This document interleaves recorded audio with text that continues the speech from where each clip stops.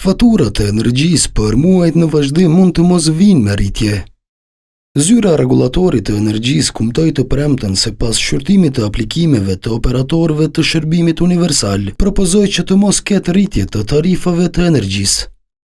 Rregullatori ka propozuar aplikimin e një mekanizmi sipas të cilit një pjesë e kostove të rritura të furnizimit shpërndahet në më shumë se një periudhë tarifore. Ky trajtim nuk përfaqëson ulje reale të kostove, por një shpërndarje të tyre në kohë, duke kontribuar në stabilitetin e furnizimit dhe përballueshmërinë për konsumatorët. Pra, ZRE propozon që për këtë vit relevant tarifor të mos ketë rritje të tarifave të energjisë elektrike për konsumatorët e shërbimit universal. Ndërkohë politikanët akoma s'janë pajtuar për presidentin, çështje që mund të çojë kosovarët në zgjedhje. Propozimi i ZRE-s po thuhet se po përdoret që partia në pushtet të përfitoj për garën e re zgjedhore.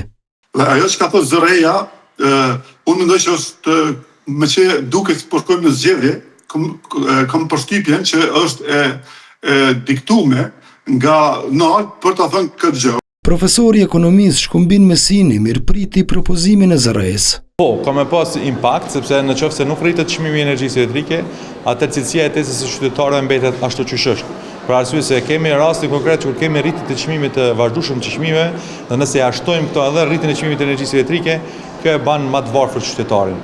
Edhe ky e lidh këtë me garën potenciale zgjedhore. Sepse ne po shkojmë drejt zgjedhjeve dhe kjo është një mundësi e mirë që të paktën të ketë një arsyetim kryeministri i Kosovës që nuk është rrit çmimi i energjisë elektrike. Të premten ZRE-ja publikoi raportet konsultative për të hyrat e lejuara maksimale për operatorët e energjisë. Institucionet, organizatat dhe qytetarët kanë kohë 2 javë për t'i dërguar komentet e tyre në zyrën e rregullatorit të energjisë. Furnizuesi Kesko pa të kërkuar rritje të çmimit të energjisë për 20%.